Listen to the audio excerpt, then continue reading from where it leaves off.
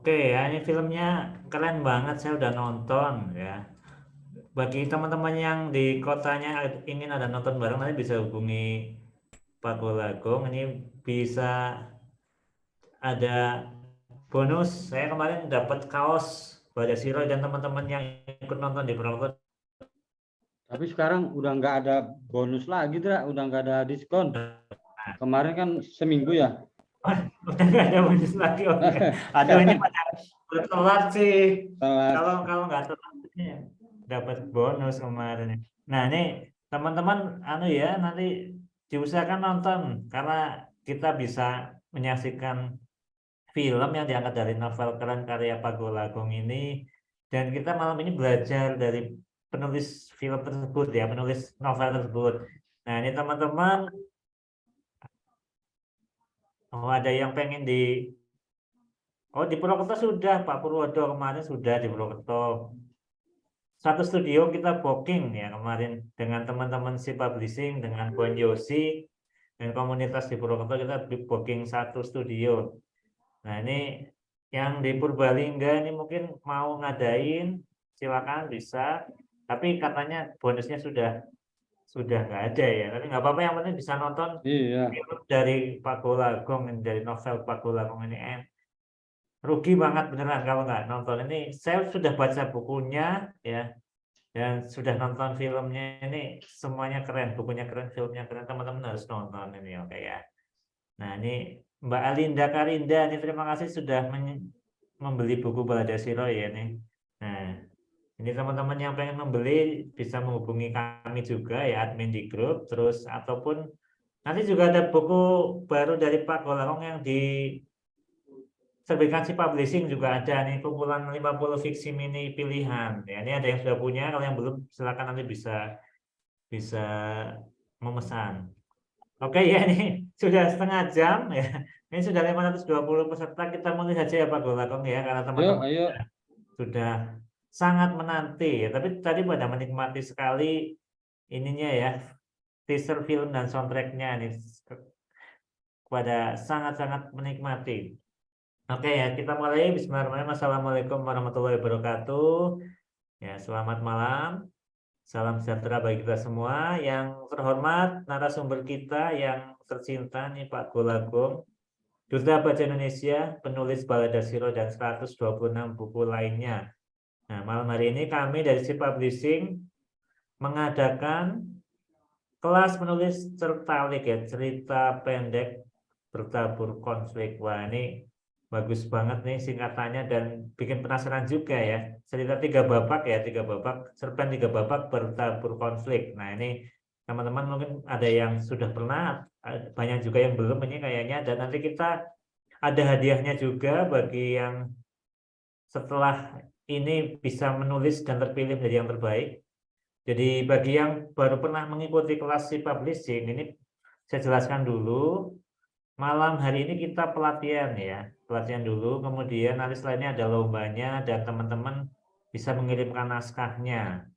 Nanti akan dipilih yang lolos, nanti bisa sebuku dengan Pak Golagong. Nah, ini keren kan nih, bisa sebuku dengan Pak Golagong ketika nanti memenuhi syarat. Dan nanti ada yang dapat hadiah yang terbaik 1, 2, 3. Nah, ini teman-teman kalau pengen dapat hadiah, pengen sebuku dengan Pak Golagong, tentunya harus menyimak ya materi pada malam hari ini.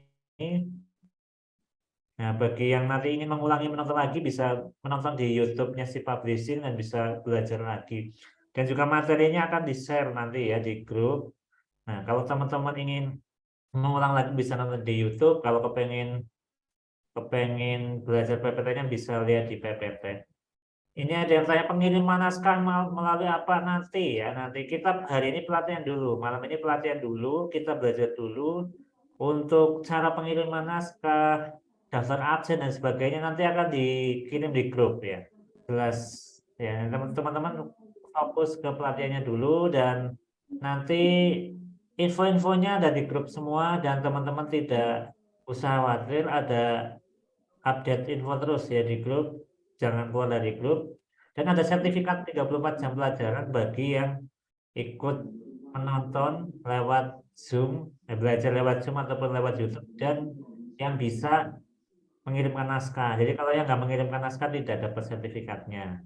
Oke ya, ini Pak Golabang udah siap ya? Siap, siap, siap. Oke, udah siap ya. Ini kami dari Si Publishing mengucapkan selamat mengikuti pelatihan Certalik ya. Semoga teman-teman bisa mendapatkan ilmu yang bermanfaat dan nanti bisa menghasilkan karya yang keren-keren ya. Kepada Pak Golagong, Ya. ini persilakan. Oke, saya share screen ya. Silakan. Share screen itu gimana sih? Tar. Share screen. Oke. Yes. Oke, assalamualaikum warahmatullahi wabarakatuh ya. Waalaikumsalam. Buat semuanya, selamat malam. Terima kasih sudah bergabung. Malam ini biasanya saya dengan Si Publishing flash fiction ya. Tapi waktu awal-awal kita udah pernah nih, Dra. Cerpen Pernah. berapa ya? Jasmine, Ora Kadut. Terus berapa buku ya, Dra? Alergi Alergi. ada Banyak ya? spasi. Iya, ada banyak dulu. Nah, kemudian saya kangen nih. Kita coba malam ini bagaimana cara menulis cerita pendek. Saya sebut Certalik, cerita 3 babak penuh konflik. Tentu Certalik ini berbeda dengan cerpen 3 paragraf. Jadi kalau Certalik itu dalam 1 babak bisa banyak paragraf. Tinggal kita setujui saja berapa kata. Saya sih menawarkan 1000 kata. 1000 kata itu pas banget ya. Oke. Saya akan mulai ya. Bismillahirrahmanirrahim. Ini perkenalan, siapa tahu ada yang belum tahu, saya sekarang jadi duta baca ya, jadi duta baca. Dra, banyak yang perlu diadmit tuh, Dra. Udah semuanya. Oh, udah semuanya. Semuanya ya, sudah semua. Oke, ada yang belum tahu saya sekarang duta baca? Siapa tahu ada yang belum tahu ya. Alhamdulillah udah pada tahu ya.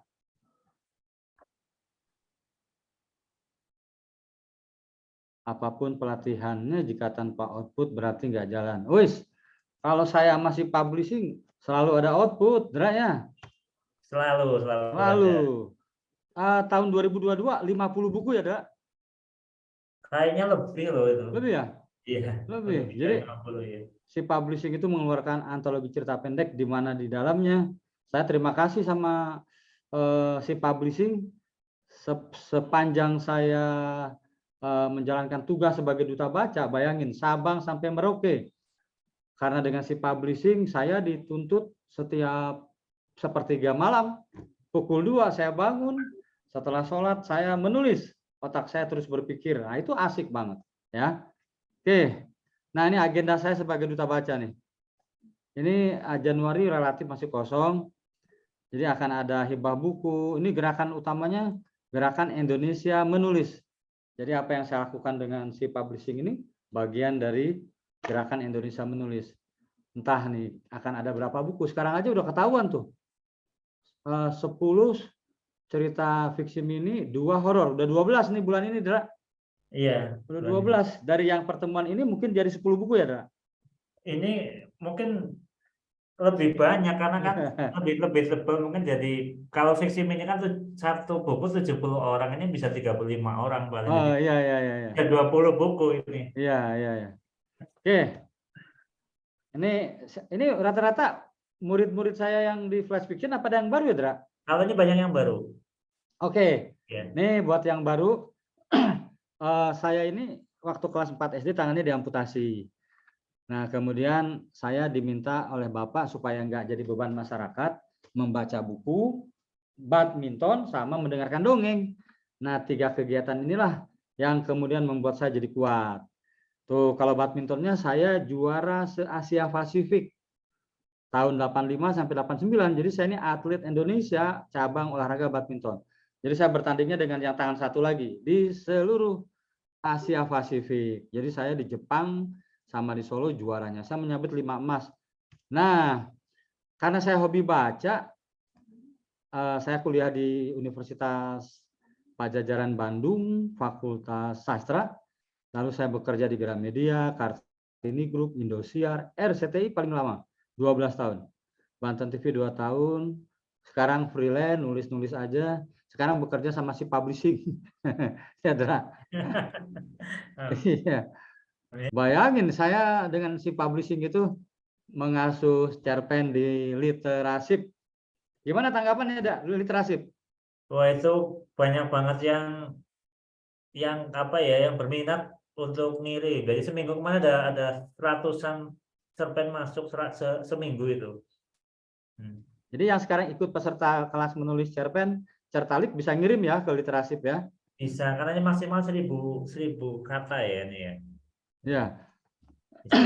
Nah, saya tadi di cabang olahraga badminton juara Asia Pasifik, di hobi membacanya saya menulis 126 buku, banyak yang difilmkan, disinetronkan.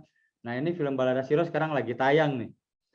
Silahkan tuh, karena kamu sekarang belajar ke saya, pelajari tuh bagaimana novel dijadikan film. Nanti saya sama SIP akan buka kelas novel ya. Sedikit pesertanya kita batasi. Ada yang udah nonton? Kebanyakannya udah nonton apa belum ya? Ada yang udah nonton ya tadi, Dra? Tadi ada dikit tapi kebanyakan belum. Kebanyakan belum ya? Tadi nggak ada bioskopnya ya? Ya mungkin belum tahu juga mungkin. Ya Atau belum tahu ya. ya. Ini yang Balada Siro ini yang difilmkan. Oke, santai aja santai. Nah ini, oke tuh. Ini, jadi kalau nonton Balada Siro kita nostalgia ke masa SMA. Tapi yang paling penting itu di sini adalah bagaimana Roy memberi contoh proses jati diri ya, pencarian jati diri itu. Roy itu orang biasa, tidak kaya, tapi dia teguh gitu. Dia jatuh, bangun lagi, jatuh lagi, bangun lagi, terus pantang mundur dia. Tuh. Jadi film Balada Siro ini di dalamnya juga ada persoalan-persoalan literasi. Ini Roy ini warisan dari ayahnya buku. Maka teman-temannya pada pinjam buku. Jadi ada buku di sini. Nah, sekarang masuk ke sini ya. Coba silakan komen, kamu termasuk pembaca di era digital yang mana? Selalu terburu-buru, cepat bosan. Mah, aduh ngantuk mah, bikinin kopi sih. Ya nggak apa-apa, tanggung, belum dimatiin ya. Sorry, ngantuk banget nih. Bikinin kopi. So, tulis di komen. Rata-rata apa nih? Cerpen cepat bosan, cenderung menyendiri, harus terhubung, cepat bosan, rata-rata ya. Terburu-buru, harus seru. Oke. Rata-rata cepat bosan dan harus seru. Mah, kopi tubruk aja mah, pahit mah. Oke, rata-rata harus seru, cepat bosan. Harus seru, cepat bosan. Oke. Terhubung. Oke, sip. Lanjut ya. Nih. Senang jenis cerpen di era digital yang mana? Tulis lagi di komen. Action, komedi romantis, misteri, horor, thriller, roman. Ayo silakan. Yang mana yang seneng? Horor. Wih, kemarin saya buka kelas horor sama si publishing. Mau nggak kelas horor lagi? Komedi romantis. Dra, Mau. gimana Dra? Dibuka lagi nggak kelas horor ntar? Coba nih tanya yang mau, banyak yang mau nggak nih kalau buka kelas horor lagi? Coba komen. Ada yang mau nggak? Kemarin jadi 2 buku ya? Iya. Oh ini banyak yang mau nih, banyak yang Iya, mau. banyak yang mau. Ya, oke oke, ini banyak yang mau nih horor. Kita buka tuh horor siap.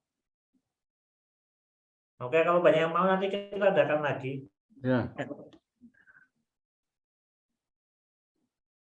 Oke, kritik sosial. Ini menarik, kritik sosial. Oke, lanjut. Tuh. Jenis cerpen apa? Coba baca lalu tebak jenis cerpen apa ini. Dan tulis di kolom chat.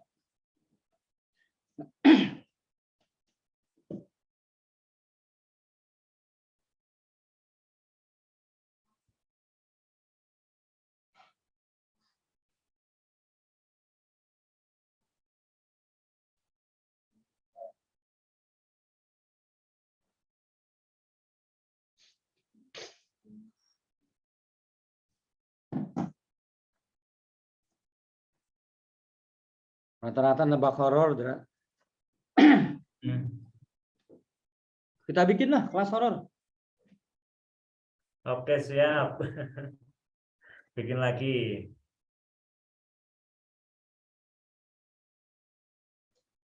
Oke.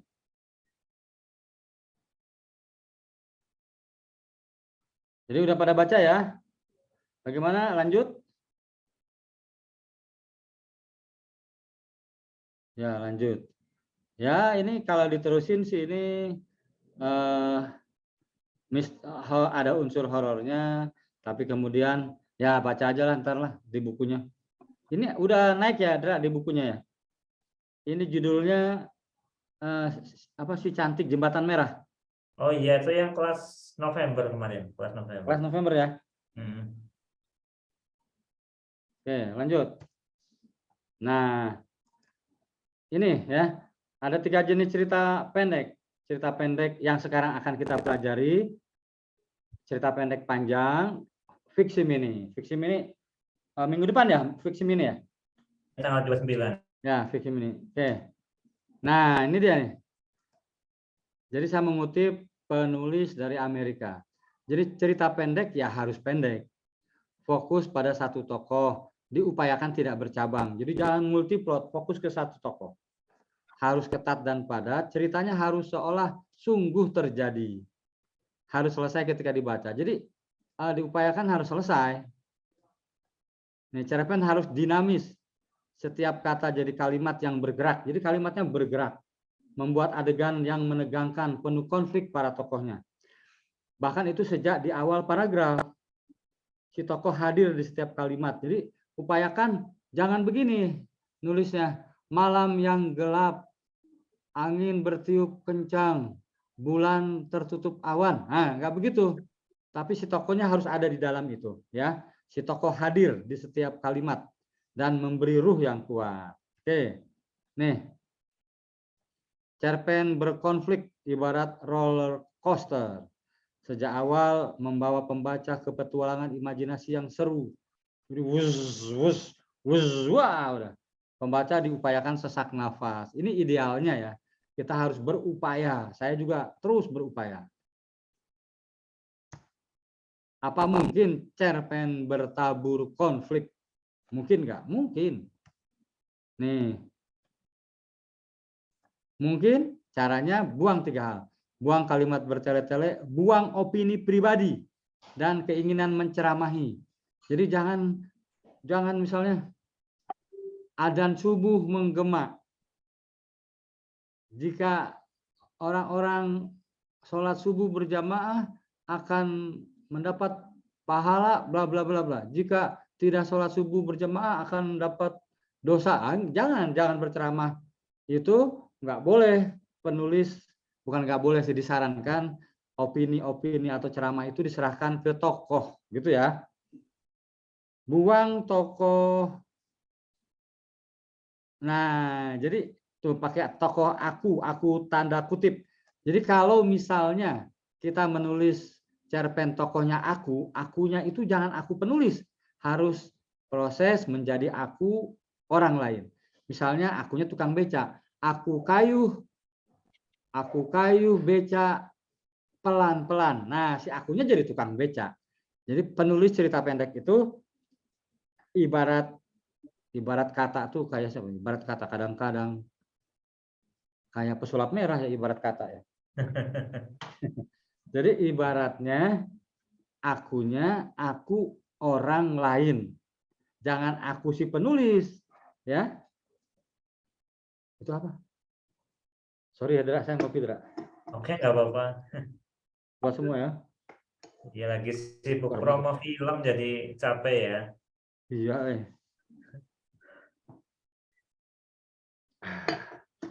Oke, paham ya? Lanjut. Nanti ada sesi tanya jawab. Nah, salurkan keinginan. Salurkan keinginan menceramahi kepada para tokoh yang kita ciptakan. Salurkan segala keinginan dengan menggunakan point of view orang ketiga. Orang ketiga itu saya jadi Roy, saya jadi Ani, saya jadi dewi, gitu ya, saya jadi kiai, gitu. Salurkan ceritamu dengan berpikir konflik, itu ya. Lanjut ya. Sorry. Nah, bagaimana mencari ide? Nah, coba siapa yang bisa nebak ini? Coba bikin satu kalimat boleh. Kira-kira tuh foto yang tukang beca baca koran, apa yang ada di pikiranmu? Widyaningsih Bogor, selamat ngopi ya. Aduh, kopinya tanpa gula enak banget. Silakan. Membaca bisa di mana aja. Masukin tokohnya. Belajar memasukkan tokoh.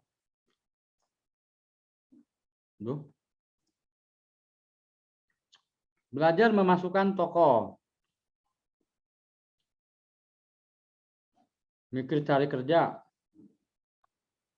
Tukang beca sedang mencari lawan pekerjaan. Pak Tono, nah ini menarik nih. Pak Tono mana tadi? Ada yang nulis Pak Tono, Budi. Budi bingung mencari kerja lewat tukang beca anaknya masuk koran kriminal. Tukang beca yang hobi membaca. Tadi menarik tuh. Anaknya yang masuk koran kriminal. Jadi tambahin toko akunya. Pak Tono tukang beca kaget ketika membaca anaknya masuk koran. Nah, itu boleh. Pria sebarubaya membaca koran dengan santai menyilangkan kakinya. Ah, ini kamu hanya menuliskan apa yang kamu lihat. Ya. Kalau Pak Ferdi membaca sambil menunggu pelanggan beca, tambahin. Ada konfliknya enggak? Pak Ferdi membaca koran mencari lowongan pekerjaan sambil menunggu pelanggan beca. Coba dikasih. Tadi yang ada konfliknya bagus tuh. Anaknya masuk koran kriminal. Tinggal ditambahin. Misalnya Pak Tono kaget ketika membaca berita anaknya masuk kriminal di koran. Gitu ya. Aduh, enak banget nih. Sengaja saya biarin kalian bikin kopi di rumah juga ya. Oke. Kubaca koran harapan penumpang tertarik, biasa. Tukang beca sedang mengisi waktu luang dengan membaca koran, biasa. Tambahin konfliknya di dalam. Misalnya Pak Ahmad kaget ketika bos becanya kena rampok atau meninggal. Tukang beca suka baca, itu yang kamu lihat. Jadi penulis, ingat nih, penulis jika melihat gambar bukan sekadar melihat, tapi menemukan. Dengan 5W plus 1H ini. Ya, nanti saya ajarin. Aku mencari lowongan kerja untuk mengubah, bukan merubah, mengubah. Kata dasarnya ubah. Kalau merubah berarti jadi binatang rubah. Pak Rio lulus kuliah masih nganggur. Ya, dia nyari kerja. Rio jadi tukang beca setelah lulus kuliah. Ya Allah, enak banget ya kopi kalau lagi ngantuk ini. Pak Aman asik menatap koran, yang ingin menemukan berita kehilangan istrinya. Sekalian aja lebih bagus. Pak Aman kaget ketika membaca berita istrinya yang sudah hilang seminggu ditemukan di mana, kayak gitu ya. Oke, lanjut sekarang ya. Nih, saya tambahin. Jadi gambar ini idenya melihat tukang beca yang miskin beli koran nih idenya. Ini orang miskin nih tukang beca ini. Tapi kok masih mau baca koran? Nah, maka kita harus menemukan ceritanya. Temanya cinta milik semua. Target pembacanya keluarga muda. Amanatnya calon suami harus jadi kebanggaan mertua. Judulnya Cinta Roda 3. Tokoh karakternya tukang beca. Oke. Nih. Jadi kata ada filsuf namanya Plato sama Aristoteles, dia mengatakan bahwa cerpen atau sastra itu tiruan atau mimesis dari kehidupan sehari-hari. Nah, jadi bukan hayalan semata, kita awalnya melihat tukang beca, ini fakta. Dengan 5W+1H, saya wawancara tukang becanya, ditambahin imajinasi. Imajinasi ini unsur intrinsik. Nanti cari di Google apa itu unsur intrinsik. Jadilah cerita pendek. Nah, di dalam cerita pendek itu ada nilai-nilai atau pesan tentang kejujuran, peduli, mandiri, disiplin, tanggung jawab, kerja keras, sederhana, berani, adil, dan sabar. Nah, kita sebagai penulis seringkali terjebak untuk menyampaikan pesan-pesan baik tadi. Harusnya tidak selalu dari tokoh baik, boleh tokoh antagonis, ya. Jadi tokoh jahat itu akan cepat sekali masuk ke si pembaca. Jadi kalau saya menulis tentang pencuri, itu saya maksudkan agar pembaca ada perasaan benci sama si pencuri, lalu dia setelah selesai membaca akan berkata, saya nggak akan mau jadi pencuri. Gitu. Nah kalau ceritanya tentang peduli, mandiri, jujur, disampaikannya oleh tokoh yang baik, isinya pasti ceramah semua. Ya. Nah, judul cerpennya, jangan memberitahu, hindari premis, jangan lewat 4 kata. Kalau baik sih sedikit aja supaya didesain sama artistiknya lebih enak. Jadi judul yang panjang itu kadang-kadang merepotkan si bagian artistik. Contoh judul cerpen saya tuh, Pesta Bilal, pelangi jatuh di kotaku, suatu pagi di pasar Klewer, Pak Adil mencari keadilan. Nah ya, kita mulai. Premis itu, ini misalnya saya melihat tukang beca nih. Melihat, oh ada tukang beca baca koran sambil nunggu pelanggan. Ini adalah caption, teks caption dari foto. Nggak ditambahi imajinasi. Jadi kita nggak menemukan peristiwa di baliknya. Nah, karena saya wawancara dia, lalu saya observasi, jadilah premis tuh. Contoh premis saya ini tentang Sarip, sarjana yang jadi tukang beca, ditipu pencari kerja, dan harus kehilangan calon istrinya. Lihat tuh, konfliknya, ya, endingnya. Berbeda dengan flash fiction, cerpen boleh tidak plot point, tidak plot twist. Tapi di cerita pendek itu yang standar, yang sekarang kita bicarakan, itu endingnya biasanya boleh tragis, boleh happy, boleh terbuka. Jadi tapi plot twist juga boleh, hanya tidak selalu harus plot twist, gitu ya. Lanjut ya. Nih, baca dulu.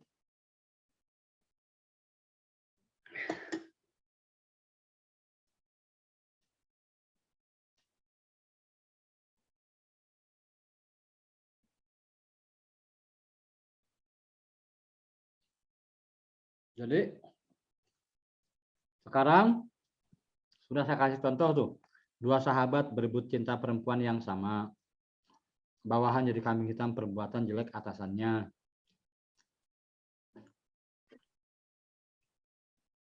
Sekarang coba saya tungguin bikin 1 kalimat aja. Saya tungguin. Yang mengandung konflik.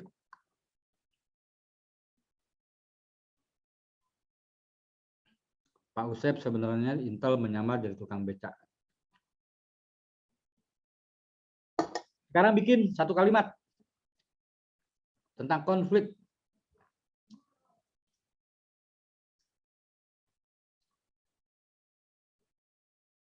Silakan, saya tungguin. Nggak usah mikir terlalu lama. Aku dituduh selingkuh dengan istri sahabatku. Oke. Dia menikamku dari belakang karena fitnah yang sangat kejam. Suami istri bertengkar gara-gara pelakor. Ini udah biasa nih, tapi nggak apa-apa. Anak tiri yang selalu jadi bahan fitnah. Dilema cinta Pak Usep dengan 2 wanita. Ada film sinetron ya. Aku menikah dengan suami temanku. Itu bagus tuh judulnya.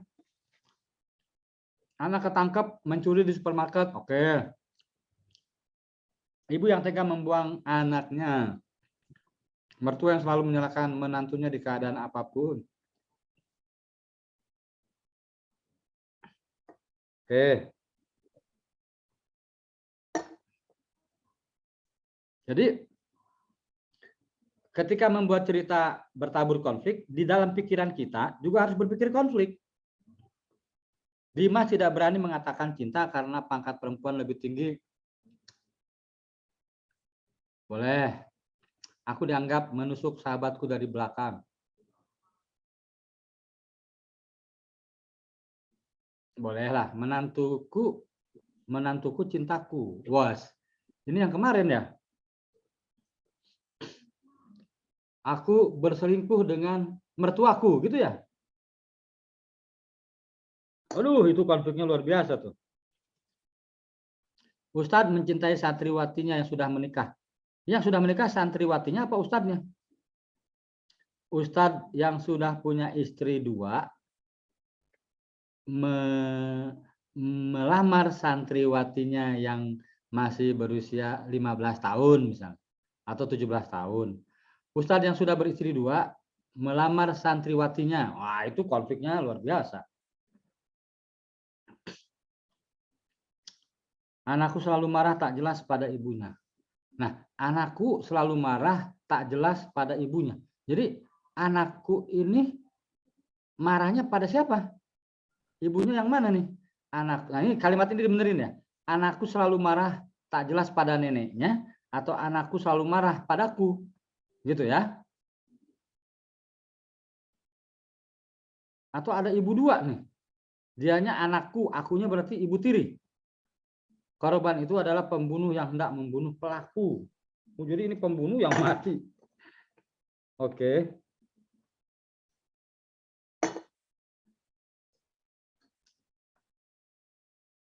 Korban itu oke, kakak beradik itu sedang bertengkar gara-gara mainan lato-lato. Wah, ini menarik. Jadi gini. Seorang kakak hampir menyebabkan kematian adiknya gara-gara mainan lato. Nah, itu konfliknya lebih terasa. Adikku berebut warisan ibuku. Oke, lanjut dulu ya.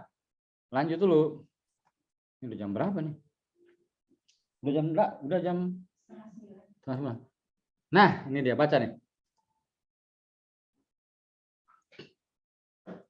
Contoh premis bedah rumah. Lihat gambarnya.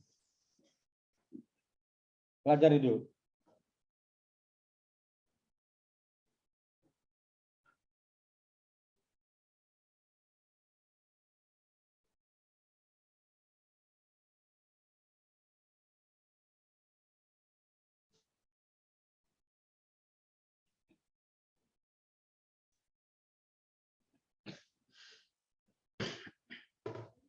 Premisnya di sini, Saripah gembira rumahnya akan dibedah, tetapi beberapa oknum di kampungnya meminta jatah sehingga pihak sponsor mundur dan Saripah gigit jari.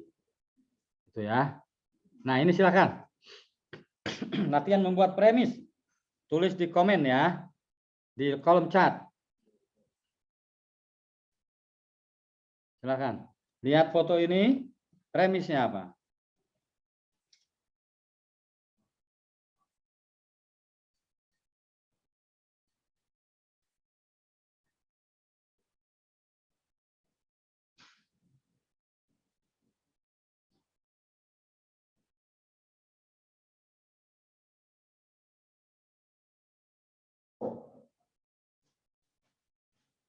Ada giveaway novel Balada Siro ya, Mas? Giveaway novel Balada Siro. Oke, perjuangan Pak minta Pak premis loh. Anak-anak dipaksa Dudu meminta santunan karena dibuang ibunya untuk terus sekolah jadi dokter. Oke, hidupku tergantung dari isi gelas. Premis itu ada tokoh, konflik, dan ending. 3 ini yang paling penting tuh. Asa semu, cita-citaku kandas. Aku rela mengemis untuk hidup. Ah, ini bukan premis. Ini bagian dari caption teks. Orang tua melatih anaknya mencari uang dengan menjual kemiskinan. Nah, itu opini, ya. Ini bikin premis. Pengemis cilik mengemis di jalanan diusir petugas. Oke, ini mendekati nih. Seorang anak menawarkan minuman, belum. Demi sesuap nasi, seorang anak rela jadi peminta-minta. Itu masih melihat foto, belum menemukan. Jadi belum dikasih imajinasi. Ironi jalanan, ini opini.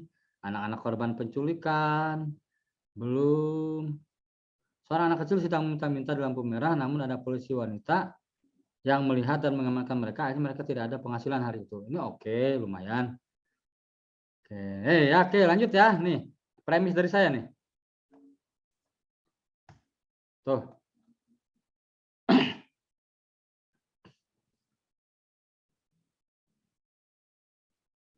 Jadi premis. Jadi saya juga nggak sempurna bikin premis, tapi saya mengupayakan ada tokoh, ada konflik, ada endingnya, gitu ya.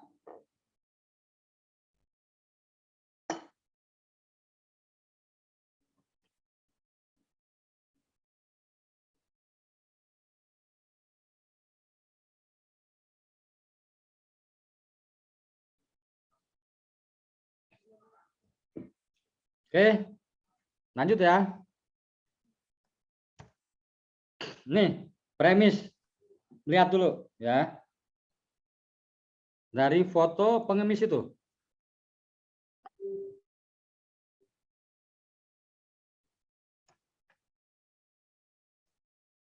Dari fakta ke cerpen, lihat.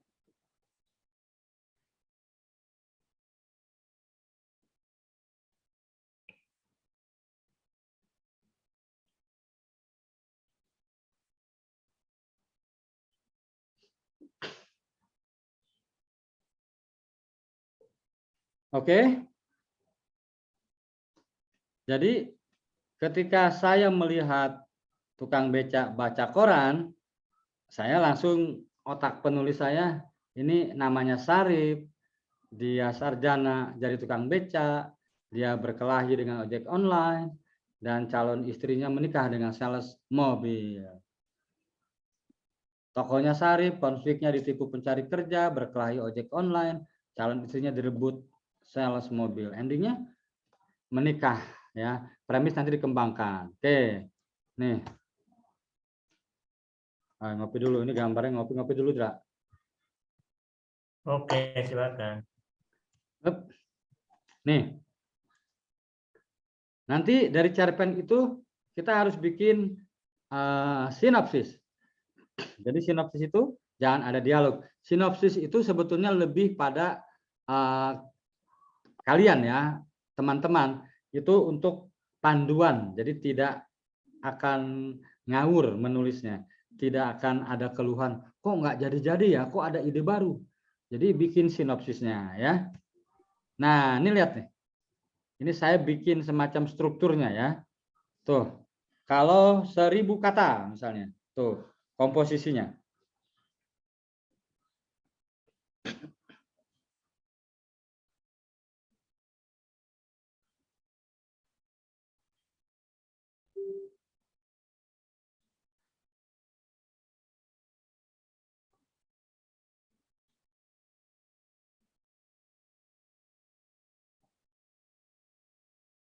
Oke, dipahami ya. Jadi ini merah, biru, hijau. Kalau misalnya dalam penulisannya yang biru ini ingin disimpan di atas, maka yang merah jadi flashback. Ya. Ada lagi yang nekat warna hijau disimpan di atas. Maka warna merah dan biru jadi flashback. Nah, saya menyarankan menulis dengan alur maju dulu. Yang merah dulu kuasai, yang biru dulu kuasai, yang hijau dulu kuasai. Berlatih menulis dengan alur cerita maju. Ya. Kalau sudah mahir, boleh maju mundur atau mundur semuanya. Ya. Saran saya sih normal dulu. Bikin cerita yang pertama 200 kata, pengenalan, yang kedua konflik meruncing, yang ketiga ending. Tuh lihat. Di warna merah itu udah ada konflik 1, konflik 2. Ada plot point. Apa itu plot point? Plot point itu, jadi ini warna merah nih. 200 kata. Di akhir kalimat terakhir itu ada yang namanya plot point. Jadi plot point ini adalah peristiwa yang menggerakkan cerita. Apa sih itu? Kalau misalnya tokohnya naik sepeda, tiba-tiba ada bunyi keras, duar. Si tokoh itu naik sepeda ditabrak mobil. Itu namanya plot point 1. Jadi suatu peristiwa yang menggerakkan cerita supaya pembaca meneruskan ke warna biru ini. Begitu juga di akhir warna biru ada plot point lagi. Nah, ini konfliknya lihat tuh, konflik 1, konflik 2. Jadi di setiap akhir babak itu ada plot point. Apa itu plot point? Sebuah peristiwa yang menggerakkan cerita. Contohnya tadi, misalnya di dalam cerita itu Rahmat di WA oleh Astuti. Astuti ingin bertemu di Starbucks misalnya ya. Nah, bergegaslah yang warna merah nih, bergegaslah si Rahmat naik motor misalnya ke Starbucks. Begitu dia parkir, meledak Starbucksnya. Nah, itu plot point 1. Pembaca akan bertanya, itu Astuti sudah ada di dalam apa belum? Gitu, ya. Paham ya? Oke, begitu saja konflik yang warna biru, lalu yang warna hijau. Gitu ya. Oke, lanjut ya. Tuh. Nah, ini harus dibaca pelan-pelan. Ini sinopsis yang saya katakan tadi tentang pembagian warna-warna tadi ya. Warna merah, warna biru, warna hijau. Tuh. Tuh, ini kita dari gambar tukang beca baca koran. Dibaca tuh.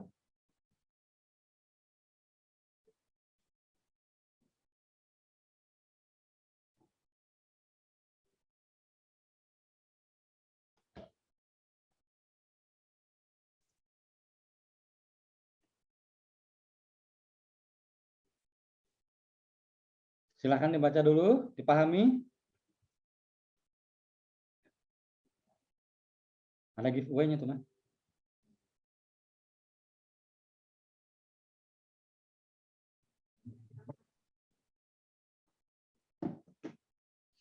Jadi sekali lagi, Dra, nih contohnya Dra, ini kan warna yang strukturnya ini ya, warna merah, biru, hijau. Nah ini saya terjemahkan sinopsis yang tadi tukang beca baca koran itu dalam warna-warna tadi. Dan sinopsis itu tidak boleh ada dialog, cukup styling aja, cerita aja. Udah semua ya? Nih saya terjemahin lagi. Ini lebih detail lagi nih. Nih. Jadi paham nih. Ini warna merah. Babak 1 warna merah, babak 2 warna biru, babak 3 warna hijau. Yang tadi di sini warna merah konflik 1, konflik 2 plot point ya. Nih. Ini sinopsis 3 babaknya nih. Ini babak 1-nya. Sarip adalah sarjana ekonomi tapi susah mencari kerja karena harus menyuap. Untuk menyambung hidupnya dia jadi tukang beca. Ini konflik 1 nih. Keluarga calon istrinya meminta dia mencari pekerjaan lain karena ada Farhan, sales mobil yang juga mencintai Astuti. Konflik 2 nih. Lalu, mana tadi? Lalu, ketika menunggu penumpang, dia bersaing dan kalah berkelahi dengan ojek online. Dia dibawa ke IGD. Nah, itu plot point-nya, ya. Ini babak 2-nya. Sarip, nah lanjutan dari plot point 1 tadi ya, Sarip tidak perlu menginap di IGD. Dia tidak punya uang. Teman-temannya gotong royong meminjami untuk biaya IGD-nya. Sarip rela tidak makan untuk membeli koran supaya bisa tahu info lowongan pekerjaan. Bahkan becak pun dijual untuk mengirimkan beberapa lamaran dan menyuap satpam pabrik. Ini konflik 3.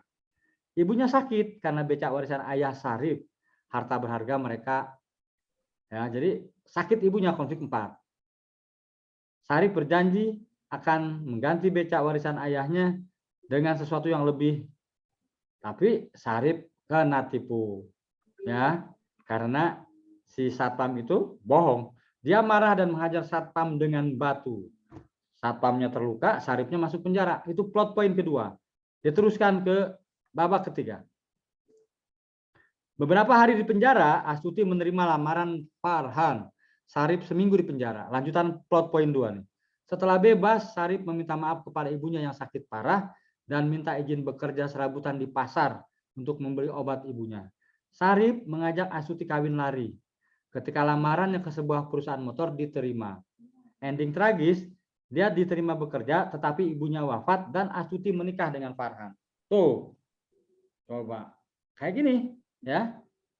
Nah, saya mau ngasih contoh ini 3 unsur penting ini ya, premis, tokoh, konflik, ending. Sekarang bagaimana mulai menuliskannya? Nih. Tadi kan ada warna merah tuh, di dalam warna merah itu ada satu kalimat storyline begini. Sarip adalah sarjana ekonomi, tapi susah mencari kerja karena harus menyuap. Untuk menyambung hidupnya, dia jadi tukang beca. Ini konflik pertama. Tuh lihat tuh, baca cara menuliskannya. Dari 2 kalimat tuh. 2 kalimat jadi satu, ya jadi panjang.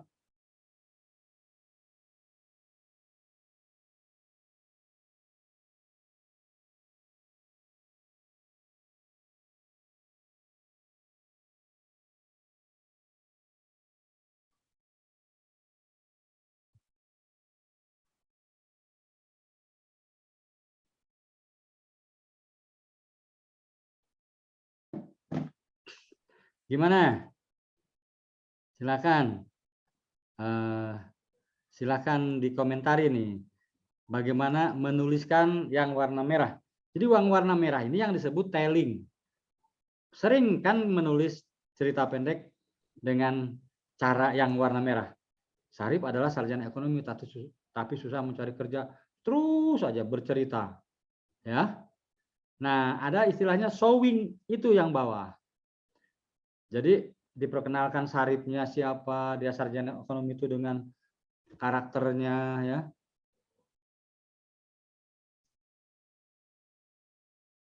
Nah, dialog-dialog ini bisa dibumbui dengan dialek. Misalnya gini. Bapak itu apa bahasa Jawanya mah? Pak E ya, Pak E. Pak E akan sedih ngedelok misalnya. Ngedelok anaknya menyanyiakan pendidikannya, bisa dimasukkan. Oh, jadi pembaca tahu ini orang Jawa toh. Gitu ya. Itu boleh. Uang pelicin apa bahasa Jawanya mah? Bu, mesti ono sogokan, Bu. Itu boleh tuh. Sehingga ya DA ini siapa nih? Ya sogokan. Sehingga pembaca tahu itu orang Jawa, gitu ya. Wis, sabar toh. Wong sabariku disayang Allah toh. Wong sabariku disayang Gusti Pangeran, Gusti Allah. Kayak gitu ya. Oke. Nih. Pelajari lagi tuh. Tulis di kolom chat senang yang contoh 1 apa contoh 2.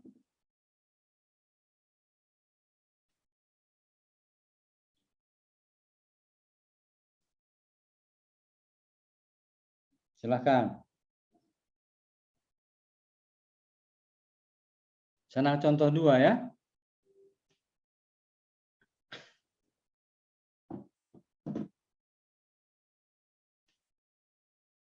Ya, semua juga akan senang mengatakan senang contoh 2.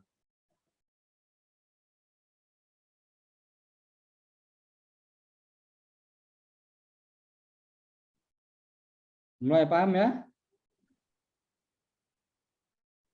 Nah, begitulah cara menulis cerita. Cerita pendek ya.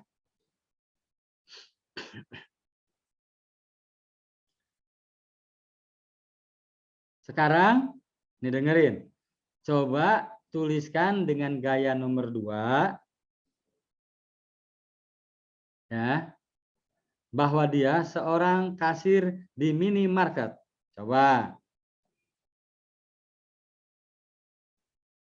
Kelelahan dibentak-bentak. Jadi nih, seorang kasir perempuan di minimarket dibentak pembeli. Tuh, coba tulis dalam bentuk showing. Contoh kedua. Jadi seorang kasir perempuan di minimarket dibentak-bentak pembeli. Karena ngantuk dia, capek. Nanti pertanyaan-pertanyaannya nanti. Sekarang selesaikan dulu ya. Nanti pertanyaannya dibuka sesinya. Sekarang tugasnya Amel kaget ketika si pembeli menodongkan pistol kepadanya. Belum tergambar tuh Amel itu siapa? Coba kasih propertinya. Amel yang sedang memijit-mijit angka di meja kasir. Kayak gitu dijelasin setting lokasinya, propertinya. Coba. Nah, ini berdiri seharian karena padatnya pembeli dan ada ibu yang marah karena kembaliannya kurang. Nah, berdirinya di mana? Putri seorang kasir. Ini jangan dijelasin lagi. Ini masih telling nih. Wina merupakan seorang kasir di minimarket yang sedang kesal. Ini masih dalam bentuk telling. Sari berjalan perlahan menuju depan kantor. Hatinya tersenyum optimis. Oh, bukan ini. Coba, saya berdiri di depan komputer kasir minimarket, tertunduk lesu saat melayani satu pembeli yang membentak saya. Ini lumayan. Dinda menghela napas dalam-dalam di depan meja kasir. Nah, ini belum ada konflik. Ini lebih pada gumaman ya. Coba harus ada konfliknya. Coba dia seorang kasir, meja kasir, ada uang ya kan? Ada komputer, ada barang-barang. Coba. Rista terperanjat kaget ketika seorang pembeli menggebrak meja kasir sehingga coklat jualan di meja kasir itu ada tuh jatuh berhamburan gitu ya. Seorang kasir. Nah, ini yang seorang kasir supermarket perempuan sedang berjuang menyelesaikan skripsinya. Nah, ini masih telling ini ya. Eli Agustina. Kasir perempuan dibentak pembeli karena salah nota keuangan. Ini juga masih telling. Kalau showing itu gestur gitu ya. Terus propertinya dilibatin. Oke, intinya udah pada tahu ya. Udah pada tahu ya. Lanjut ya. Nih. Silakan tebak. Tulis di kolom chat. Karakter Sarip bagaimana?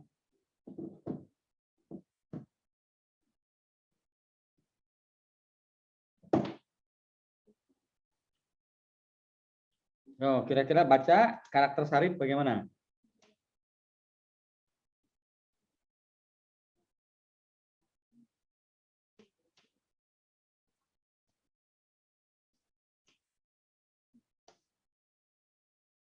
Silahkan ditebak karakter Sarip.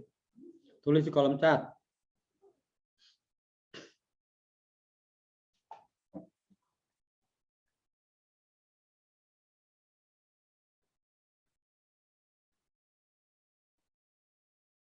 Materia bahasa sembari menulis angka, mengembalikan uang pengembalian. Oke, tangannya terampil sekali memasukkan barang-barang ke dalam kantong plastik yang sebelumnya di-scan harga. Oke, Amalia yang berseragam merah itu sibuk mengecek mesin hitungnya. Uang yang ada tak sesuai dengan apa yang dihitungnya. Oke, nggak apa-apa. Bagusnya ini ada Evi, ada toko lain, pembeli. Sekarang ini, lihat, tebak karakter Sarip.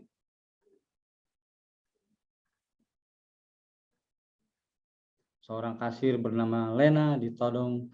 Ini masih telling ini. Harusnya pembeli menodongkan pistol, Anissa gemetar gitu ya. Ayo silakan tebak. Ini masih di kasir ya, masih contoh kasir. Sekarang pindahin. Dibukanya mesin kasir itu, tangannya bergetar sembari mengambil. Nah, ini bagus nih. Sesekali Sekar, ini siapa nih? Agus Trilaksono. Malam itu Sekar apes toko yang ia jaga di satu ini begal. Oke, sekarang pindah ke ini. Ke karakter tokoh Sarip nih. Sarip tebak. Selesai dulu ya soal kasir. Wah, ini semuanya nulis ini. Wih, 409, Dra. Ini harus disempit, harus didokumentasi ini, disimpan ini. Iya, nanti kan di rekaman chatnya tetap kesimpan. Ini Ada. yang apa? Tugas di kolom chat ini, ini ada 400-an ini. Sekarang belum pindah ke ini nih. Belum pindah karakter Sarip apa nih? Belum ada yang nebak karakter Sarip, masih di kasir ini. Sarip berjalan perlahan menuju depan kantor. Coba tebak nih, tebak aja karakternya. Wih, gimana nih supaya pindah ke bawah nih? Set. Sarip seorang emosional, ya. Sarip ekspresif, temperamental, emosional. Oke. Mudah putus asa boleh. Kayak gitu ya. Jadi nanti kamu setiap menulis cerita pendek itu harus memberikan kesan para tokohnya supaya si pembaca itu terlibat ketika membaca ini. Aduh, Sarip nih emosional misalnya ya. Gitu ya. Berdasarkan di sini nih. Sarip membanting ijazah sarjana ekonomi perguruan tinggi swasta ke lantai rumahnya yang keramiknya pecah-pecah. Tuh. Jadi ada properti ijazahnya, ada keramiknya pecah-pecah. Ibunya membungkuk dan terbatuk-batuk. Nah, terbatuk-batuk kan? Oke, lanjut. Selesai, Dra. Nah, silakan deh. Saya kembalikan sekarang bertanya. Oke, ini sudah hampir jam 9. Ini mungkin semoga nanti bisa ya, teman-teman bisa terjawab semua pertanyaannya. Kami persilakan untuk raise hand. Oh, ini langsung banyak banget yang raise hand ini. Mau dipilih atau urut aja nih Pak Golagong? Dari yang mana nih? Huruf M itu yang pertama ya? Munirul. Iya. Silakan Munirul. Oke Pak Munirul Aswad, silakan dibuka mic-nya. Baik, Silakan. terima kasih. Assalamualaikum warahmatullahi wabarakatuh. Izin saya Munir Aswad dari Kota Tarakan. Saya ada pertanyaan Pak Golagong. Yang pertama Ya. tuh soal konflik. Apakah konflik itu misalnya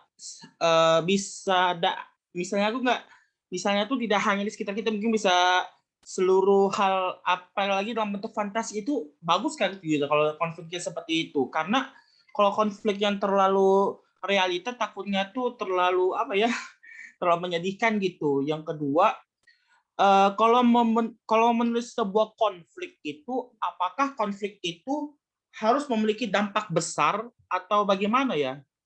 Terus tuh yang terakhir tuh, apakah teknik penulisan ini juga bisa diterapkan dalam novel dengan beberapa catatan atau tidak? Mungkin itu. Ya. Oke, saya mau jawab dulu apakah cara ini bisa jadi novel? Bisa. Itu yang tadi warna merah, biru, hijau ya. Itu bisa satu bab gitu. Itu satu bab, tinggal kamu ubah ceritanya. Jadi saya sering menggunakan itu. Bab 1 caranya seperti itu. Ada plot point, akhir dari bab itu saya kasih plot point besar, pindah ke bab 2. Kayak gitu. Warna merah itu yang 3 babak itu bisa berhalaman-halaman itu. Kalau misalnya dalam novel warna supaya nih, kalau dalam novel ini satu bab ini 3 warna. Jadi warna merah itu bisa 5 halaman, warna biru bisa 10 halaman, warna hijaunya bisa 5 halaman. Atau ini bisa jadi 10 halaman semuanya. Satu bab ini. Jadi kalau 10 halaman berarti 3 halaman yang merah, 5 halaman yang biru, 2 halaman yang hijau. Jadi ceritanya jangan diselesaikan di warna hijau ini, endingnya pindah ke bab kedua. Terus begitu. Tinggal kamu cari ceritanya, benang merahnya. Gitu ya. Nah, soal konflik atau cerita, mau fantasi, mau horor, bebas. Kamu jadi dalangnya. Gitu. Yang paling penting itu konflik itu harus memiliki logika cerita. Fantasi tetap juga logikanya dicari. Kalau cerita-cerita fantasi, logika cerita di fantasi itu bagaimana? Gitu. Jadi jangan sampai jadi di cerita-cerita fantasi itu selalu bisa diterima oleh akal kita gitu. Oh, ya namanya juga cerita, tapi ada argumentasinya. Gitu ya. Oke. Ahmad Jalil Al-Fitroh. Silakan. Thank you ya Munirul Aswad. Baik, terima kasih. Ya, assalamualaikum. Waalaikumsalam. Di Taiwan ini. Di sini mohon maaf sebelumnya Pak Balagong, perkenalkan nama saya Jalil Al-Fitroh dari kota Surabaya. Di Surabaya. sini saya mau menanyakan 3 hal, Pak. Ya. Yang pertama itu saya itu sering susah di bagian di mana kita itu membuat outline-nya. Nah, yang kedua penulisan dialog serta kata tag itu yang benar itu gimana? Terus yang ketiga penulisan suara-suara efek kayak duar, jediar, bus kayak gitu itu saya kurang paham, Pak. Mohon penjelasannya, Pak. Terima kasih. Simbol bunyi misalnya. Ada yang bilang begini. Pintu itu ditendang. Suaranya seperti bunyi apa? Misalnya ada yang dinarasikan gitu ya. Pintu itu ditendang hingga terjungkal dan membentur tanah. Nah, membentur lantai keramik. Nah, narasi itu diterjemahkan oleh imajinasi pembaca. Udah nggak perlu lagi. Pintu ditendang, terpelanting, dan membentur lantai keramik, mengagetkan semua orang di dalam rumah itu. Dar! Udah nggak usah lagi. Kalau mau pakai simbol yang bunyi seperti itu misalnya. Jeledar! Polisi itu menendang pintu. Itu berarti bunyinya jeledar. Dan kamu bisa bebas menuliskan simbol huruf itu. Bunyi ya, simbol bunyi. Kalau pistol, dor gitu kan. Dor, dor, dor. 3 peluru meluncur dari pistol Kapten Anu. Tapi boleh nggak kamu bunyi pistol duar pakai D, pakai W, pakai R. Duar, duar, duar. Atau dar, der, dor. Boleh, bebas. Ya, resiko-resikonya harus kamu terima. Seperti itu ya. Terus tag dialog ya. Tag dialog itu ada 2 gini cara menulis dialog. Kalau kalimat langsung misalnya gini. Tanda kutip, awas kamu jangan sombong, teriak. Nah, awas kamu jangan sombong pakai tanda seru. Karena dia berteriak, teriak Rudi. Berarti itu kalimat langsung. Tapi kalau misalnya awas kamu jangan sombong, Rudi bertolak pinggang. Nah, itu sudah tidak kalimat langsung, tapi menjelaskan semacam apa itu mah gestur ya. Nah, itu seperti itu caranya. Yang tadi itu kalau misalnya awas kamu jangan sombong, teriak Rudi, T-nya harus huruf kecil walaupun sudah ditutup tanda seru dengan tanda kutip tutup. Nah, itu karena satu kalimat. Paham nggak? Gitu. Nah, pertanyaan ketiga apa ya? Halo? Jalil Al-Fitroh. Mas Jalil. Sekarang pindah ke Dito Anugroho. Oke, Mas Dito. Ini Taiwan nih. Di mana Taiwan ya, Mas? Assalamualaikum warahmatullahi wabarakatuh. Waalaikumsalam. Di mana Taiwannya? Terima kasih. Ya, makasih Mas Golagok. Saya Taiwannya di kota Taipei. Saya sedang S3 di Taipei Medical University. Oke. Tinggal di daerah mana di Taipei? Kebetulan saya ini di pondok pesantren. Jadi ini satu-satunya pondok pesantren yang ada di Taiwan begitu. Saya kalau ke Taiwan sholat Jumatnya di situ tuh, di satu-satunya itu di daerah dekat Iling ya, dekat situ. Daerah apa ya lupa saya. Oh ya, kalau ada juga masjidnya namanya TGM, Taipei Grand Mosque gitu, Mas Golagong. Ponpesnya di dekat di masjidnya apa di mana? Baru dengar saya ada ponpes di Taiwan. Kalau ponpesnya di dekat Yongan Market. Yongan Market itu nama MRT, stasiun kayak stasiun kereta gitu, kereta bawah tanah. Ya, ya. Di daerah Yongan, kurang lebih 1 jam dari kota Taipei, dari kota besarnya. Agak pinggiran. Keluar kota ya. Oke, salam aja lah. Saya banyak yang kenal di sana. Pernah saya ke sana Iya. 3 kali dengan ngasih pelatihan ke caregiver di sana, Mas. Oh iya, betul. Banyak juga. Silakan, Mas. Jadi ini ada beberapa hal ya, Mas Golagong tadi sangat menginspiratif sekali tadi paparannya. Ada beberapa yang ingin saya tanyakan. Sebenarnya apa sih rahasia Mas Golagong agar bisa menjadi penulis ini legendaris Indonesia gitu kan? Tadi sudah jadi duta bahasa juga. Itu pertanyaan yang pertama. Kemudian pertanyaan yang kedua kan sekarang generasi milenial itu cenderungnya lebih kepada itu ya, yang semua yang visual seperti YouTube, kemudian ada platform media sosial lainnya, dan banyak sekali semua yang intinya berbau video gitu. Dan itu mungkin saran Mas Golagong sebagai duta bahasa itu bagaimana untuk strategi yang paling efektif untuk meningkatkan literasi di generasi milenial, karena kan saya juga seorang dosen dan nanti juga bisa menasehati nasihat yang sama itu ke mahasiswa-mahasiswa saya. Itu yang kedua. Dan yang ketiga, nanti kalau mau ngundang Mas Golagong jadi narasumber webinar tuh caranya gimana, menghubungi siapa, dan mungkin ya teknisnya gimana, mungkin honornya berapa gitu Mas. Ya. Terima kasih. Oke.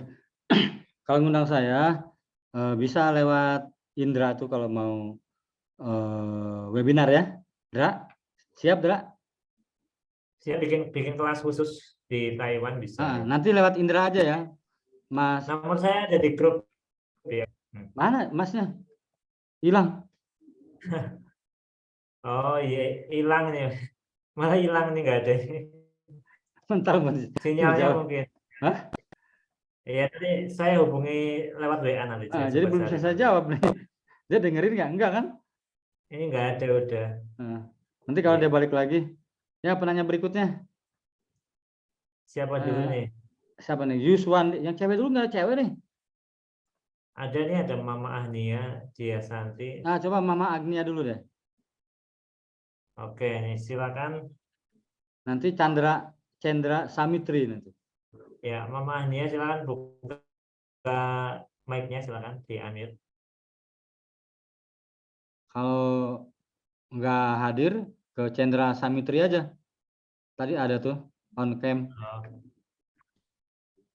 Oke, Chandra Samitri silakan dibuka mic-nya. Baik, terima Oke. kasih. Sebelumnya Pak Gol, saya mau nanya perihal ide dalam menulis konflik dalam cerpen.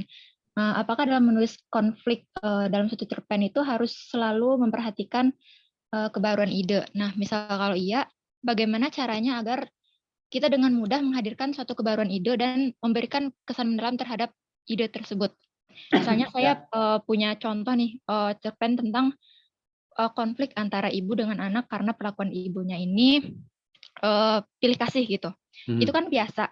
Nah, bagaimana cara kita agar bisa menggali suatu kebaruan dalam ide tersebut, kemudian memberikan kesan mendalam terhadap ide tersebut? Terima kasih. Ya, oke, Chandra Samitri. Ada semacam adagium Mas? Adagium itu ya kalau Indonesia, semacam pepatah lah, bahwa tidak ada yang baru di bawah sinar matahari. Katanya begitu. Soal cinta, patah hati, maling kundang, ya kan, anak durhaka sama ibu. Nah, tiba-tiba sekarang dikejutkan bagaimana suamiku berselingkuh dengan ibuku, ya kan? Nah, itu di zaman-zaman dulu udah ada, di zaman Yunani, semua udah ada. Nah, yang menjadi berbeda itu biasanya latar belakang sosial budayanya. Itu yang harus kamu olah. Misalnya kamu bicara soal ibu pilih kasih. Nah, tokohnya mau yang mana? Kamu mau memakai ibunya atau memakai anaknya yang tadi merasa tidak disayang sama ibunya? Di mana itu terjadi? Latar belakang sosial budayanya apa? Apakah orang Minang, orang Sunda, orang Jawa? Itu. Nah, itu yang membedakan. Jadi kamu tadi udah bagus, tiba-tiba bicara seorang anak merasa tidak disayang ibunya. Nah, kenapa ibunya tidak sayang ke dia? Apakah betul kamu sebar aja ke grup-grup. Apakah betul, misalnya gini, jika kamu tanya ke beberapa ibu, 10 ibu aja, apakah betul seorang ibu tuh pernah pilih kasih sama anaknya? Ada nggak anak nomor pertama? Biasanya yang paling klise tuh semua orang tua menumpahkan kasih sayangnya kepada anak pertama dan cucu pertama. Kadangkala anak kedua itu terlewat, gitu. Ada yang kayak gitu. Nah, ada yang cara mengungkapkannya. Nah, bagaimana konflik itu bisa terjadi? Apakah si anak nomor 2 yang tidak disayang itu ternyata anak adopsi? Harus ada sebab asbabul nujumnya, harus ada sebab akibatnya. Barangkali secara psikis kamu harus cari tuh referensinya. Yang paling mudah tuh mungkin dia adopsi. Ada kan yang begini. Ketika pasangan belum bisa punya anak, dipancinglah dia oleh anak kakaknya. Karena kakaknya punya anak banyak. Dikasihkan tuh bayi, itu buat kamu aja tuh. Anggap aja anak sendiri. Nah, tiba-tiba setelah si anak kecil ini umur 2 tahun bayi itu, hamillah si ibu. Bisa seperti itu. Atau harus cari penyebabnya. Atau misalnya gara-gara dia ayah suami ibunya itu meninggal. Misalnya lagi jemput, si anak kecilnya itu lari ke jalan, lalu si ayah itu melihat ada mobil, dia selamatkan anaknya, tapi dianya tertabrak. Ada yang seperti itu sehingga ibunya membenci dia. Kayak gitu. Jadi harus dicari alasan-alasan fiksinya itu. Ya. Begitu ya. Apalagi? Itu cukup ya? Di mute tuh masih dia. Itunya apa? Mic-nya dibuka. Cukup ya? Chandra? Oke. Cukup. Tuh Fembe Romaita. Fembe, halo Fembe Romaita. Mana ya? Yang Taiwan hilang ya? Masih ada nih. Yang Taiwan? Iya. Berarti harus saya jawab nih. Halo Pak. Ibu Elis, wah Ibu Elis muncul lagi. Ini fotonya masih begini aja nih Bu, yang baru dong tahun 2023 Bu. Mana Pak? Siapa tadi yang di Taiwan itu? Pak Dito ya, ini saya persilakan lagi. Ini Pak Dito, silakan dibuka mic-nya. Pak Dito. Iya, halo. Halo, saya jawab Halo, ya Pak ya? iya. Oke, Ya, saya jawab. masih di depan laptop ini. Gini Pak, dulu ini saya mau bicara soal disruptif ya. Dulu menulis di dinding goa, tiba-tiba pindah ke daun lontar.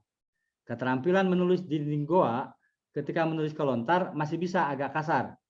Tapi ketika Cai Lung orang Cina membuat eksperimen, kulit kayu, jerami, semuanya di blender, dihancurkan, dikasih air, dijemur, jadilah kertas. Keterampilan menulis di dinding goa, di lontar, ketika menulis di kertas, rusak kertasnya. Muncul profesi baru. Nah, mulai di situ merasa apa? Seperti sekarang lah. Dari kertas, kemudian muncul mesin cetak, Gutenberg. Keterampilan menulis halus, udah nggak dibutuhin lagi. Semua orang pergi ke percetakan. Lalu ditemukan mesin tik.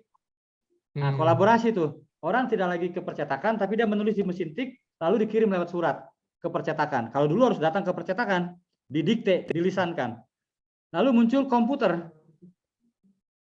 Lalu muncul smartphone. Nah, ini saya kasih pengalaman empirik saya. Jadi, orang yang tidak bisa beradaptasi, ya sudah.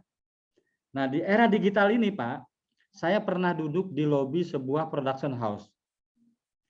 Di depan saya ada orang, perempuan, dia lihat saya, kenalan. Saya kenalkan, nama saya Golagong. Dia menyebut nama. Saya tanya, kamu mau apa ke sini? Mau menerbitkan buku. Dia tanya ke saya, Bapak mau apa? Mau memfilmkan buku saya. Nah, saya tanya, kok kamu mau menerbitkan buku? Emang ceritamu di mana? Cerita saya difilmkan, Pak. Oh, difilmkan? Sebelumnya di mana? Di Wattpad, di platform digital.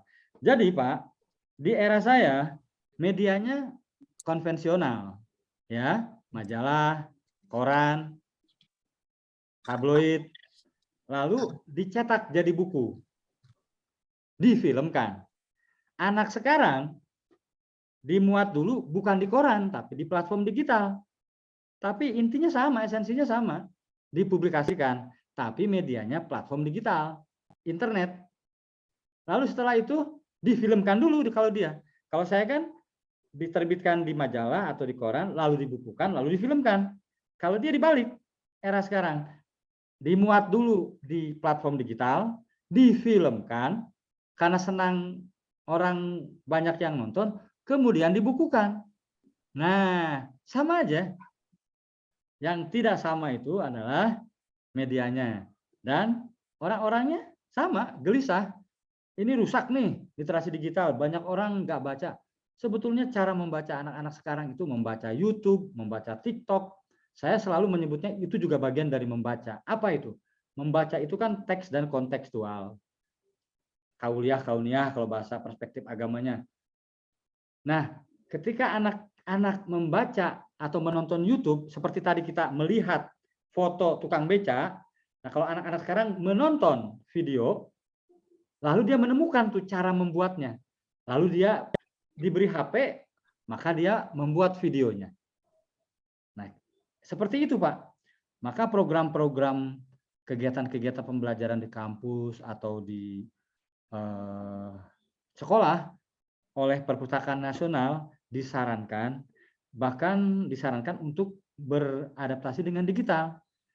Saya sebagai duta baca banyak meresmikan pojok-pojok baca digital. Jadi negara tuh sekarang menyumbang Pak, pojok baca digital ke kampung anu, tapi harus lewat dinas perpustakaan.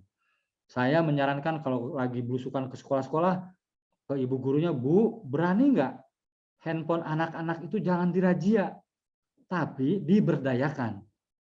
Caranya membuat TikTok tentang review buku, membuat podcast. Zaman saya majalah dinding.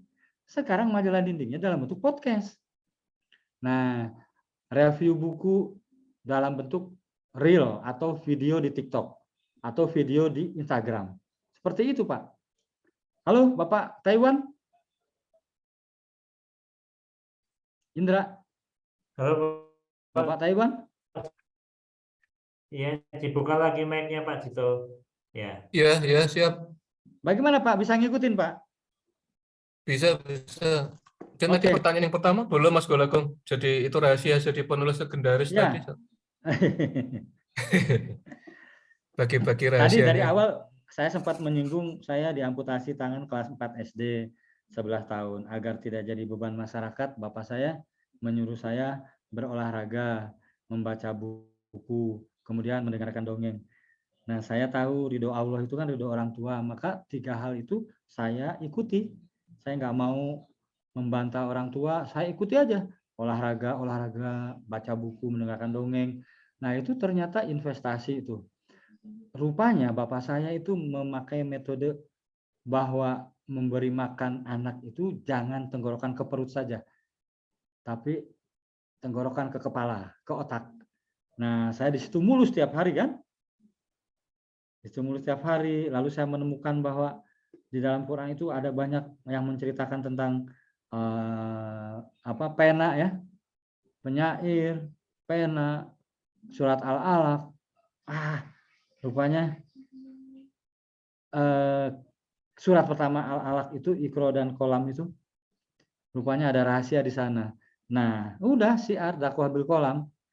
Saya hanya mampunya lewat pena, maka semangat saya ke sana, spirit saya. Nah, karena segala sesuatu jika dikerjakan bukan oleh ahlinya maka tunggu kehancurannya, saya kuliah di Universitas Padjadjaran di Fakultas Sastra. Jadi saya menulis itu dengan ilmu. Kata Allah, semakin tinggi ilmu akan ditinggikan derajatnya.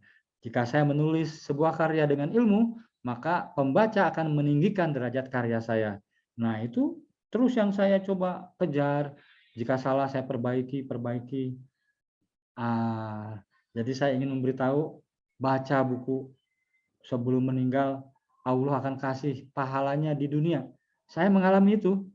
Saya bekerja di perusahaan-perusahaan besar, menulis 127 buku sekarang, jadi duta baca, semua karena Allah, semua karena saya mengikuti perintah Allah, Iqra dan Qalam tadi. Nah, itu sih sebetulnya kenapa saya hingga hari ini orang bilang produktif, karena diniatkan ibadah. Itu syiar, ya. Begitu ya, Pak? Oke, Dra. Oke, selanjutnya siapa lagi nih? Siapa? Maria Dominika? Mari ya. Oke, oke. Ya, silakan Mbak Mari. Baik, Pak. Terima kasih atas kesempatan yang diberikan pada saya. Mohon maaf, saya izin mematikan kamera karena sinyal yang tidak terkondisikan dengan baik. Saya ingin bertanya, Pak, dalam berbagai tulisan cerpen itu saya melihat ada apa yang memang mengangkat budaya, menyebutkan etnis tertentu, katakan misalnya etnis Jawa, Sunda, dan sebagainya. Tetapi satu hal yang masih adalah saya ingin membuat cerpen dengan latar belakang cerita budaya Jawa, tetapi takut menyinggung pihak tertentu. Itu solusinya bagaimana ya, Pak? Terima kasih. Cerpen-cerpen saya itu di beberapa koran minggu sebelum ada platform digital ya. Itu ada cerpen saya judulnya Suatu Pagi di Pasar Klewer. Itu suku Jawa dengan latar belakang kuliner nasi liwet. Nggak ada masalah. Pernah lagi menulis dengan latar belakang Minang, latar belakang Batak, mana lagi ya, Sunda, nggak ada masalah sepanjang tidak memfitnah suku itu, ya, berdasarkan riset observasi. Jadi ketika orang membaca cerpen kita tidak dimaksudkan untuk menyudutkan golongan, kan nggak boleh tuh yang sara tuh. Sara itu apa ya? Suku, agama, ras, dan antara golongan ya. Itu. Kalau kamu bisa berargumentasi lewat para tokoh di dalam cerita itu, misalnya kamu mau bicara soal klinik misalnya. Ada novel baru saya di platform digital, judulnya itu apa ya mah? Judulnya mah Lelaki di Tanah Perawan. Lelaki di Tanah Perawan itu menceritakan tentang satu suku Sunda, satu suku di Jawa, di Gunung Kemukus. Bagaimana kan di Gunung Kemukus itu ada fakta datang ke sana mandi bersetubuh dengan sesama peziarah. Nah, kalau fakta-fakta itu kita temukan, datanya bagaimana, nggak ada masalah. Ya, yang penting bukan fitnah, bukan menyudutkan golongan, tidak menyebarkan kebencian. Gitu ya, Maria Dominika. Terima kasih ya. Budi Winarto, silakan. Ya, silakan Budi Winarto, bisa dibuka mic-nya. Maria, thank you ya Maria. Budi Winarto, silakan. Ya, siap-siap. Assalamualaikum warahmatullahi wabarakatuh. Waalaikumsalam. Budi Winarto tuh yang... Iya, saya Mas Gong dari Mojokerto, Mas Gong. Mojokerto ya. Oke. Ya, terima kasih. Jadi pertemuan ini adalah pertemuan yang pertama melalui online, dan saya kalau ketemu Mas Kolak ini selalu ada inspirasi-inspirasi baru yang ya, bisa untuk bisa untuk digali lebih jauh. Terus terang Mas Kolak, saya itu memang berkeinginan untuk belajar menulis cerpen itu dari lama. Karena saya memahami itu menulis itu memang karakternya macam-macam. Ada yang penulis itu seperti novel, jadi harus memanjangkan narasi, harus memanjangkan cerita, baik plot maupun endingnya harus panjang dan sebagainya sehingga sampai tuntas. Ada juga yang model cerpen ini yang memang satu kali tampil terus kemudian habis. Nah, ini yang belum bisa saya pelajari secara utuh, karena berarti kalau kita istilahnya ya memendekkan cerita yang panjang terus kemudian jadi pendek, itu sebenarnya kan sulit Mas. Untuk saya sendiri, untuk saya pribadi itu sangat sulit. Bagaimana untuk mendapatkan ruhnya di sana itu akan sangat sulit, karena tokohnya harus jelas, terus kemudian konfliknya harus jelas dan sebagainya. Kalau novel kadang kita masih bisa mengulur-ulur waktunya sehingga nanti pada endingnya itu pesan moral yang kita sampaikan itu bisa terbaca dengan baik oleh pembaca. Yang saya ingin tanyakan Mas Bang itu kalau membuat cerpen tadi itu seperti yang dijelaskan oleh Mas Golakung, yaitu tentang tokoh, konflik, dan juga ending, terus kemudian plot point dan lain sebagainya. Ini bagaimana cara untuk, misalkan saya ini yang dalam tanda kutip tipologinya itu sering mengolor-ngolor kalimat sehingga memendekkan supaya ringkas terus kemudian jadi bermakna dan bermutu, itu triknya bagaimana? Terima kasih. Assalamualaikum warahmatullahi wabarakatuh. Jadi buat semua yang saya sebut jangan bertele-tele itu langsung ke tokohnya, langsung ke ceritanya, alurnya itu. Misalnya begini, kalimat pertama itu dalam sinopsis misalnya, Budi kambuh lagi penyakit mahnya siang itu misalnya. Nah, itu kan alur cerita. Maka kita harus berpikir ketika Budi kambuh lagi penyakit mahnya, ketika makan siang, dia ada di mana? Apakah ada di kantor? Apakah lagi naik motor? Apakah dia lagi jalan di trotoar? Apakah dia lagi di kereta? Nah, itu dulu pastikan. Jadi 5W+1H itulah. Kalau saya tulis begini misalnya, Budi tersungkur di dapur. Budi tersungkur di dapur. Office boy berlari, membantunya berdiri. Nah, itu kan udah ada 2 tokoh. Tapi pembaca disuguhkan pergerakan dari 2 tokoh tadi. Oh, Budi tersungkur. Kenapa nih? Nanti dia akan bertanya tuh. Nanti kepenasaran itu diserahkan ke si office boy. Kenapa Pak Budi? Nah, barulah dijawab tuh.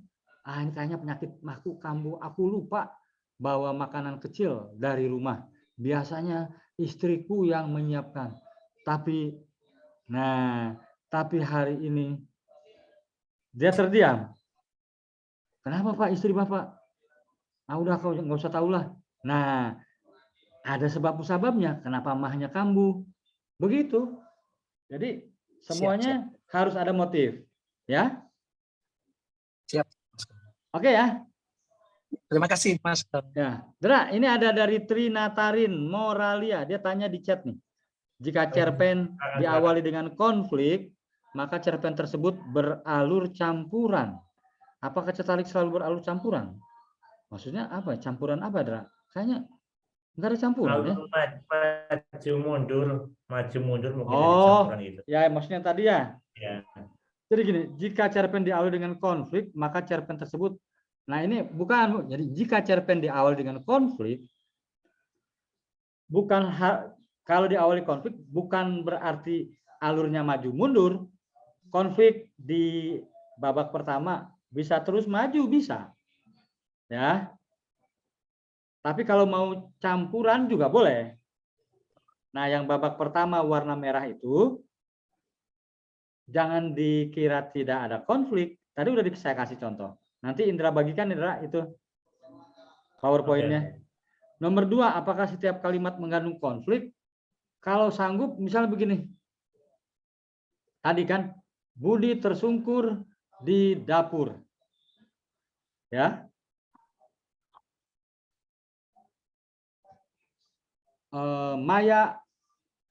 Budi tersungkur di dapur persis di kedua kaki Maya yang sedang memegang pisau. Nah, itu udah konflik tuh. Ya. Karena di dapur bisa saja dia sedang memegang pisau dapur. Nah, nanti di kalimat kedua dijelaskan. Jadi sebaiknya memang saya sendiri juga sedang mencoba, mungkin nggak ya setiap kalimat. Kalau nggak mungkin kalimat ketiga. Intinya di warna merah tadi, babak pertama tadi sudah disarankan bisa ada 2 konflik dengan 1 plot point. Tadi sudah saya coba random karakter pembaca teman-teman yang sekarang ikut, ternyata rata-rata selalu terburu-buru dan ingin terhubung, cepat bosan, seperti itu ya.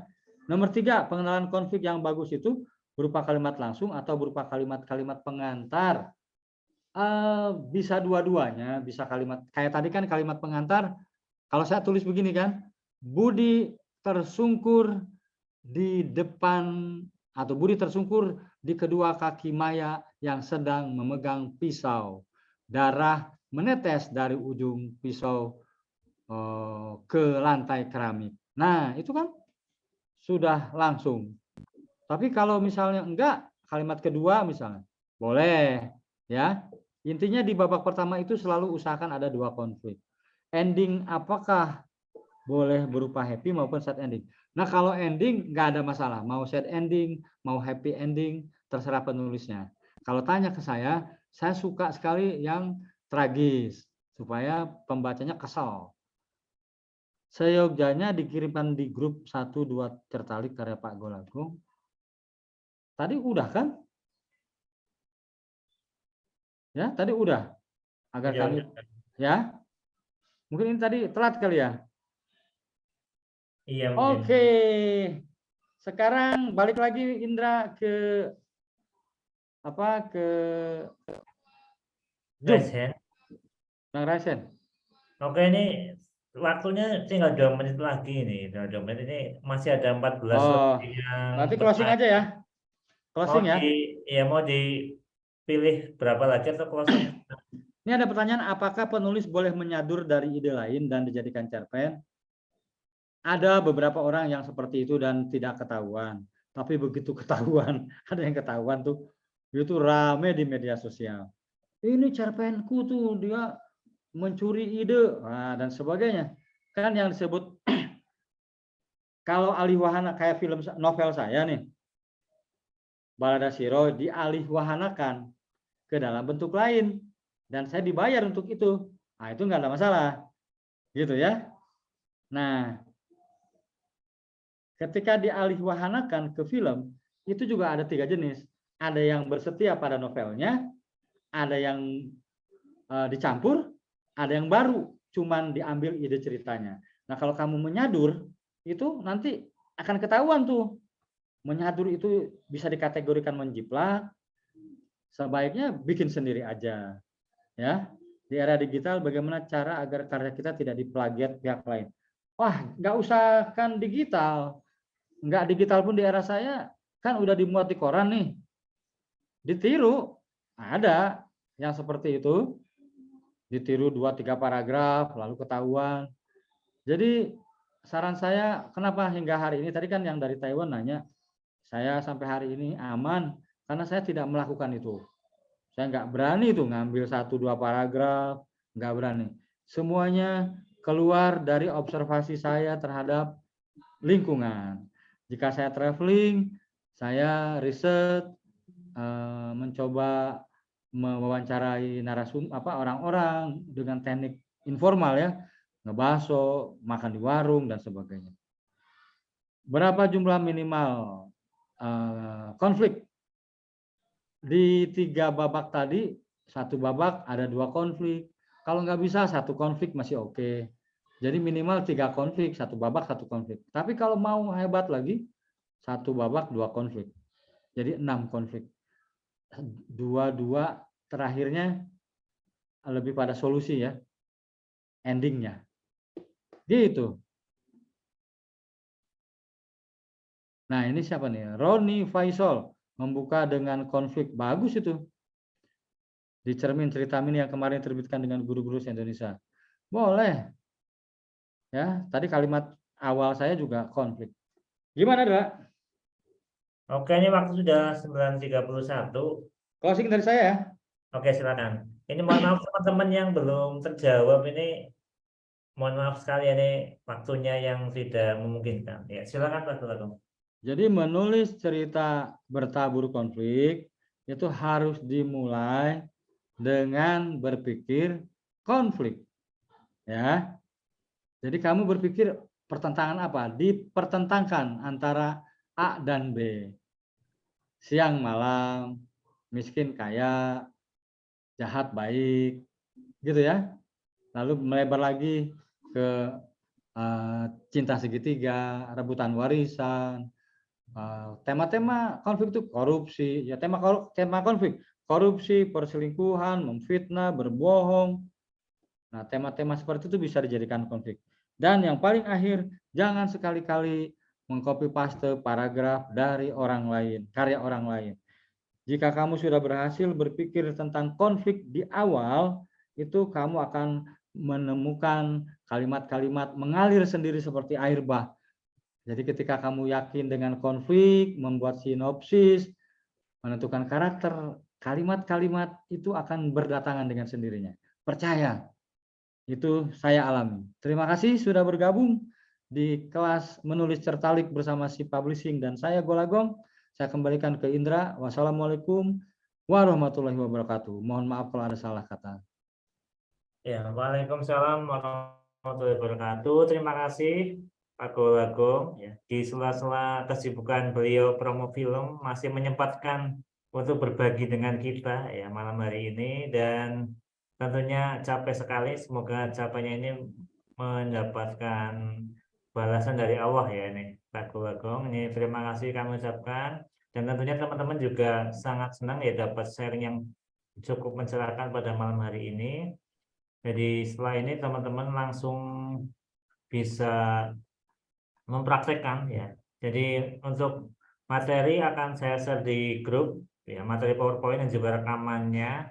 Terus kemudian juga absensi ya, absensi akan di-share di grup. Oh iya, ada yang kelupaan belum foto bareng. Oh ya, kita foto bareng dulu ya teman-teman sebelum ditutup ya. Silakan buka kameranya ya, kita foto bareng dulu dengan Pak Golagong. Ini ada 20 slide. Wow. Kita cepetan aja ya, soalnya ada 20 slide. Silakan buka kameranya buat kenang-kenangan, nanti akan saya share di grup fotonya. Bagi yang tidak, saya mulai dari slide pertama, kemudian slide kedua,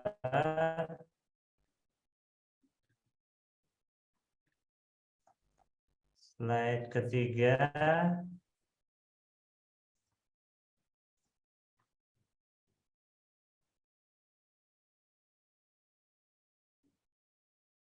nah, ini masih banyak yang menyalakan kamera. Slide keempat. Nanti horor ya kita siapin ya. Oh iya, horor. Ini mudah-mudahan banyak yang ikut. Kalau kemarin hanya 110 apa ya, karena takut katanya. Slide kelima. Padahal horor itu asik. Slide ke-6. Ya. Slide ke-7. Oh, ini masih banyak yang menyalakan kamera nih. Alhamdulillah. Slide ke-8. Horor udah diumumin pemenangnya? Besok. Besok ya? Iya, tadi baru dapat baru dibikin materi itunya, videonya, untuk video pengumumannya baru dibikin. Oke. Gimana, cukup? Saya kirim materi PPT-nya yang tadi ya? Oke, siap ya. Ini masih slide ke-10, masih slide foto-foto dulu ya. Slide ke-11.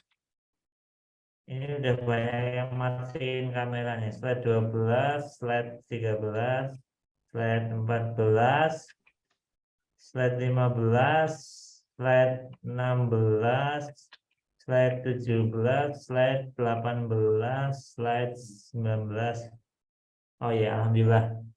Jadi ini ada 1.300 lebih peserta, tapi yang ikut Zoom hanya 500-an tadi. Tapi tetap nanti teman-teman yang tidak ikut Zoom boleh mengikuti melalui rekaman video ya. Jadi tetap haknya sama. Yang penting nanti pelajari dengan seksama ya. Dan nanti yang sudah ikut Zoom hari ini pun bisa nonton videonya lagi supaya nanti ada kesempatan yang lebih besar untuk bisa